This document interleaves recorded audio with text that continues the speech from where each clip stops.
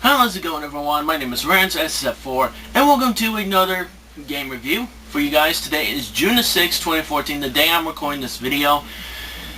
But by the time you're watching this video, it's probably already after June the 6th. And today's review is going to be a game that's developed by Ubisoft. And it's a game that's been in promotion for pretty much 2 years.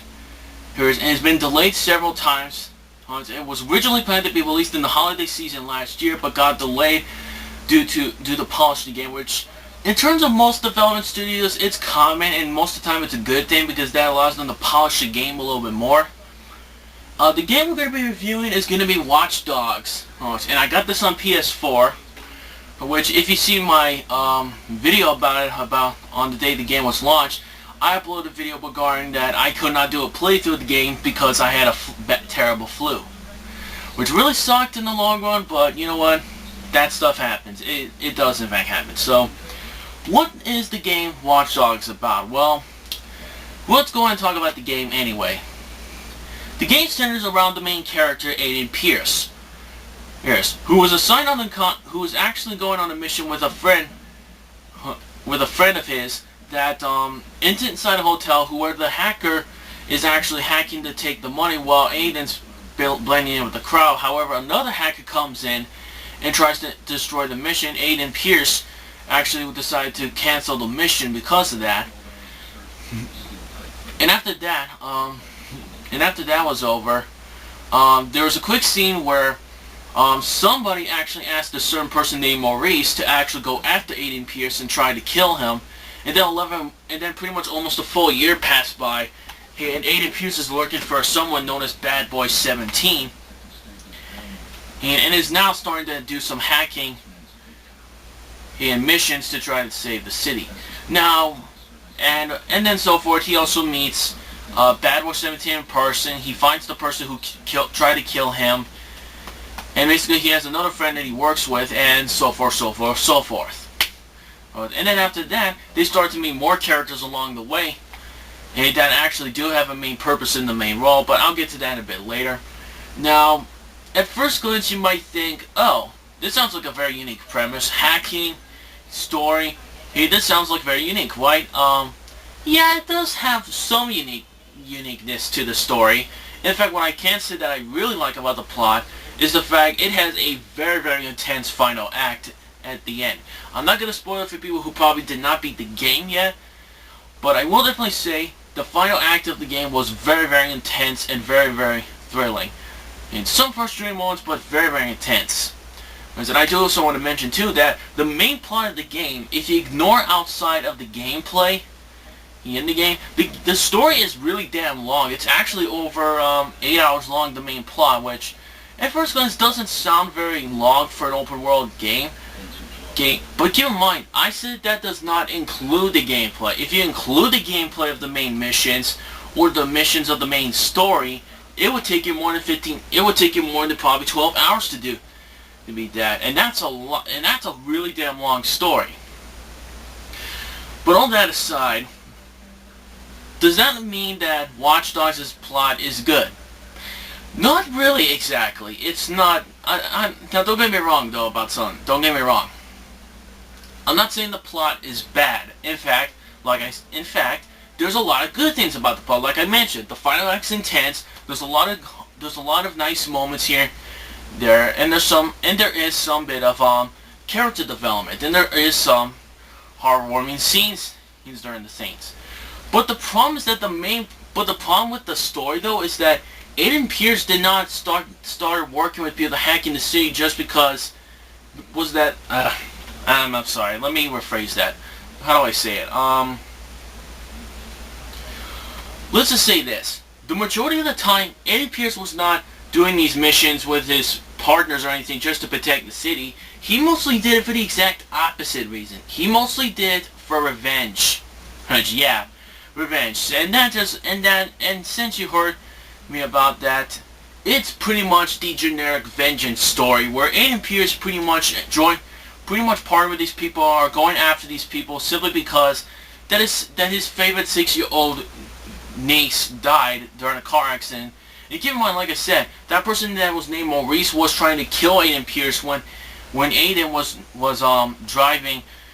driving alongside with his two nephews. But during the crash, when that Maurice actually tried to kill Aiden and his young boy niece actually survived.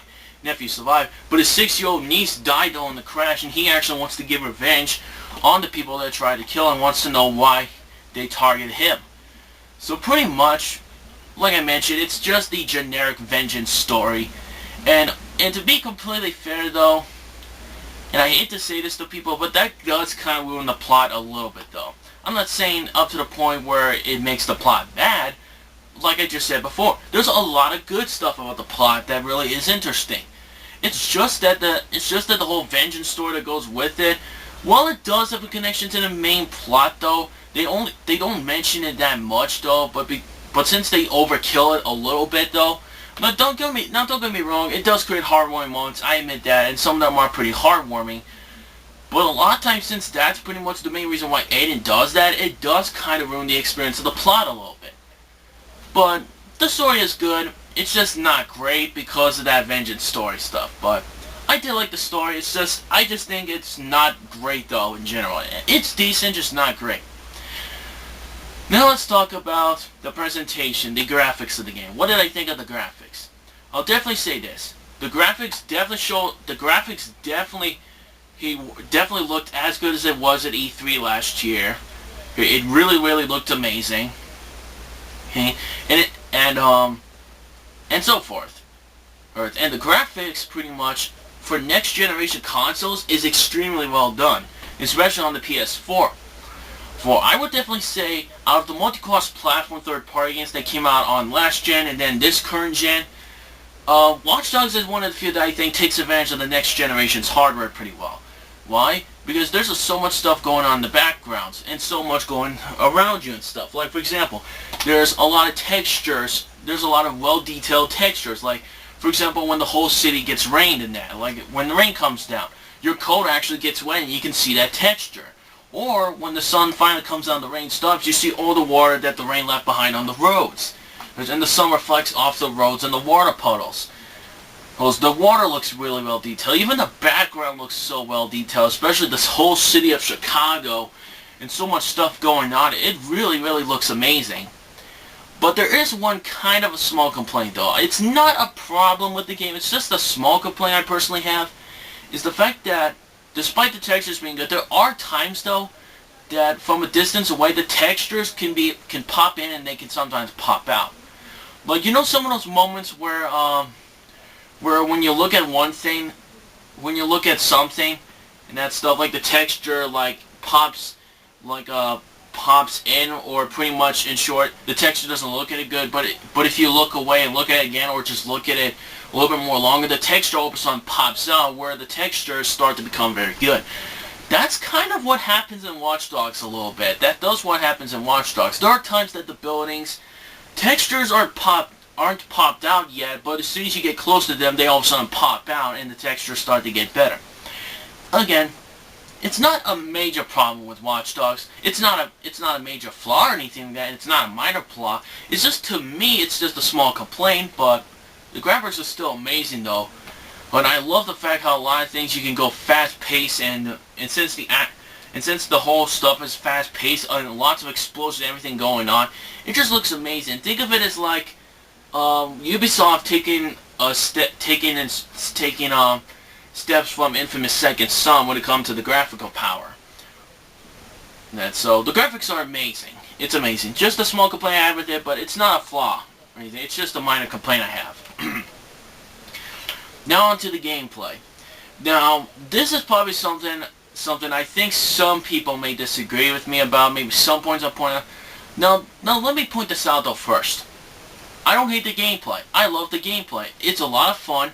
And it has some open world, and it is an open world game like you would expect. You have some stuff in it, but what I really love about the gameplay is its main mechanic, which is the whole hacking mechanic.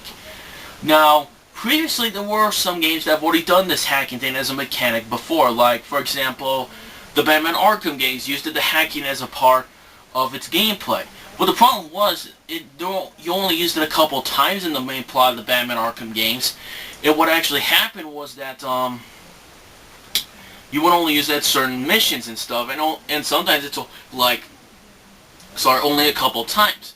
But in Watch Dogs, that's actually the main mechanic of the whole game, and I will definitely say though, the game does definitely fully capitalize the hacking mechanic, and it definitely delivered exactly what Ubisoft promised in terms of the hacking, in terms of the game's gameplay. And because this hacking mechanic has so much uniqueness, like you can literally, like let's say for example you bring out your phone, if you point your crosshairs at someone, you'll get information about that person. Like for example, one person may be a 36-year-old girl named Sarah who used to be an ex-school teacher or something, and she has an income tax right below her. Pretty much no matter where you go, you'll always get information on pretty much almost everyone. And hacking pretty much is a part of the main gameplay to complete missions, and is one of the best options to do it. Especially since you combine it with the stealth gameplay. And yes, there is stealth gameplay in this game, and there is the usual third-person shooter gameplay. However, I personally think that the third-person shooter no, not third-person shooter, I'm sorry. I do think the stealth gameplay does actually fit well with the hacking mechanic. Because number one, you're trying to hide from the enemies without getting spotted. You're using the hacking mechanic and the cameras to look around, find enemies, and tag them so you know exactly where they go.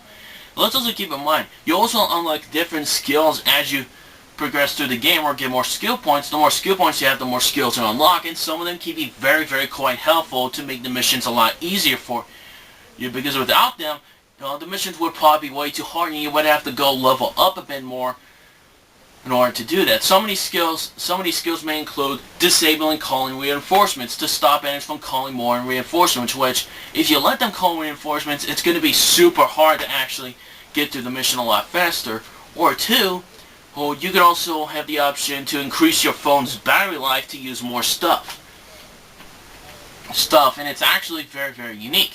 It's also useful during the police chase scenes or when you get chased by club members, because you can use your phone while sacrificing some slots of your battery life. You can use them to try to escape clubs or police chase a lot easier. For example, you could probably waste a battery slot to cause a traffic accident with the traffic lights, or you could blow up a steam pipe that's below the ground and time it right, so that way the police will fall out of control. Or you can use the blockers that are in the city, and you can use it to pretty much or you can use the blockers to block an opponent's path that you can gain access to, and this makes it really, really easy to get to try to escape. There's also the option to unlock doors and stuff, which doesn't include a battery slot. And there's also a skill where you can disable helicopters so they would stop following you, making it really easy to escape from them. Since, let's face it, they are really, really tough to escape anyway. So as you can tell, the hacking mechanic adds a lot of depth and uniqueness into the gameplay. And that's what I really, really do like about it. That the fact that the stealth gameplay works very well with it, and sometimes the third-person aspect would work well with it as well. However, though, I will definitely say this, though. There is one major problem, though, about the gameplay I do want to mention. And the problem with that is that even though the gameplay is really a lot of fun because of this unique mechanic and does capitalize it very well, it still does copy the same generic cliches you would see in any open world game or Grand Theft Auto clone type game. Like for example, you have your usual police chases, you have your usual running guns moments, and so forth, yada yada yada. It basically still copies some of the old cliches, but that does not ruin the experience. Like I said, the hacking mechanic and how fun the gameplay works, especially the fact that the stealth gameplay works well with this mechanic, does actually make up for that really easy because it adds a lot of unique and depth into it. It's just that since this copy still uses the same generic cliches from any open world game, it does kind of prevent the gameplay from being perfect. But like I said, the gameplay is really great, especially the fact that there's so much side content in this game. Like, I would say out of any open world game I played, this game has twice the amount of side content there was in Infamous Second Son. Yes, twice that freaking amount. And I'll tell you this, though. I've only done 50% of the game. 50% of the progression of the game was complete. About 25 to 30% of it was from the main story, and the rest of the 25 or 20% was from most of the side missions that you've done in the game, like investigate crimes. What else was there? Oh yeah, find briefcases, gang hideouts to take over, about which unlocks even more skills. It's basically, there's so much side content. I've done over 50%. Like I said, 20% of that was the side content, and that's been over 20 hours, and I've only done 50%. So including the main missions, which there is quite a lot of main missions for the main plot, since like I said, the main plot is very, very long. The fact that the side content takes you way more, so many hours, with over 20 hours, only 50% done. That's a lot of that's so much content for an open world game. And I would dare say that, comparing this to Infamous Second Son, I would dare say there's twice more side content in this than there's in Infamous Second Son. Now, usually the problem with open world games is that when it comes to side content, a lot of times they can get very boring because they're just the same generic stuff.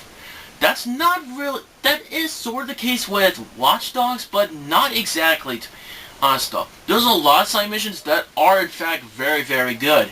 Side missions that I personally really liked a lot, and I don't think don't get repetitive at all. For example, my personal favorite ones are the gang hideouts. They definitely test your stealth and hacking skills to find the target you need.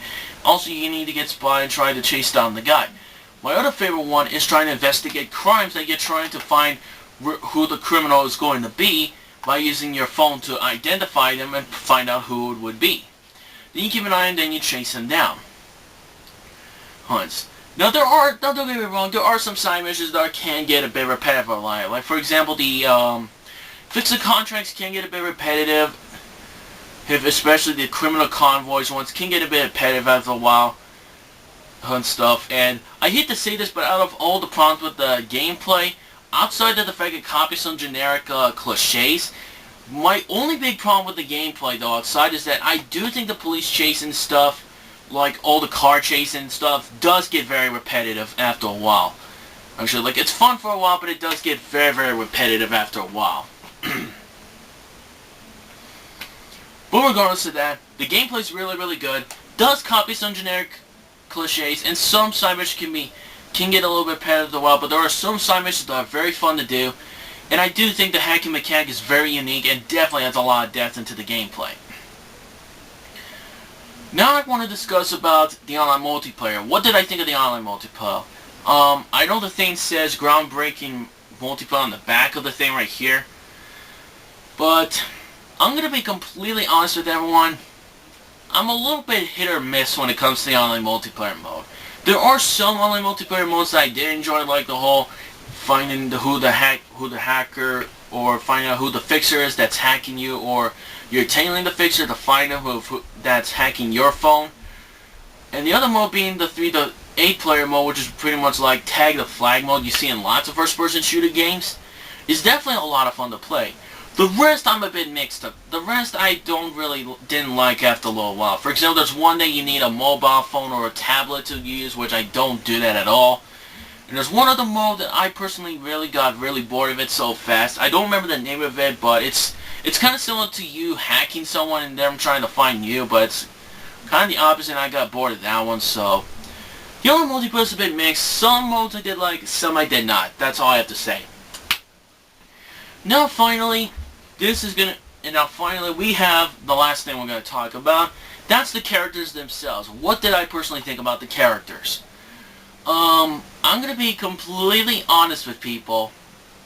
A lot of the characters I really did like. In fact, out of all the characters I think were personally the best ones, I actually think the supporting characters were the best ones. As you had Bad Boy 17, who later on is named Clara, who is actually one of Aiden's partners. You also had Kenny, who actually used to be a legendary hacker, and is actually joined with Aiden later on in the game to actually help them get more information on what's going on. You also had Aiden's old friend, which I don't remember the name of him though, but he's actually used to be an old friend of Aiden Pierce.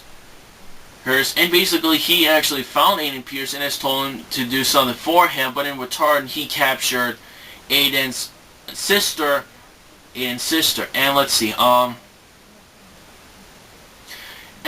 also had other characters. You also had a black guy that I don't remember his name. I can't really remember his name at all, but he actually is a supporting character that actually does have a main purpose in the main plot. And that's one thing I like about the supporting characters. I do like some of the character development of you learn about their past and why did they actually got involved into this whole mission to begin with. I also like the fact that they do have a main purpose in the main plot. And that's including the black guy I mentioned, that you find out later why did he actually join this gang to begin with. And you find out why he did it, especially you find out the history of Kenny, and then he starts to join you, and then he starts to have a change of heart. But here's the thing. What about the main character, Aiden Pierce himself? I'm going to be completely honest. He does have some nice character development. I will admit that. But I don't think he's not as good as the supporting cast of characters.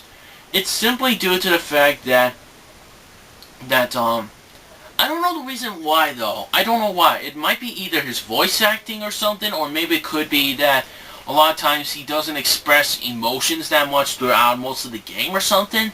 I don't know, there's just something about Aiden Pierce that makes me not like him as much as the supporting cast. I don't know why. Of course, you have Aiden Pierce's sister, which I don't remember her name yet again. I'm really sorry. It's been a while since I played the main story. I don't quite remember every character's name. I don't remember everyone, though. But he also has his, I believe his 8-year-old nephew, who actually has a kind of a disability or something. I don't quite remember. But has a disability where he doesn't talk very much. He has been going seeing a psychologist or something like that. But then his family gets involved in this, and Aiden has to find a way to save them. Now, when it comes to the acting, I definitely thought the acting was solid in this. Aiden Pierce's acting was pretty nice. I definitely liked the acting of the supporting cast, which was what I thought was really solid. And there were times that their character development is pretty much heartwarming stuff. And that's pretty much all I have to say about the characters, to be honest, though. I do like the cast. I do like the supporting characters. There's just something about Aiden Pierce I just don't like. I can't name it or anything, but this is me personally saying that. So overall, that's pretty much the review of Watch Dogs. What did I personally think of Watch Dogs?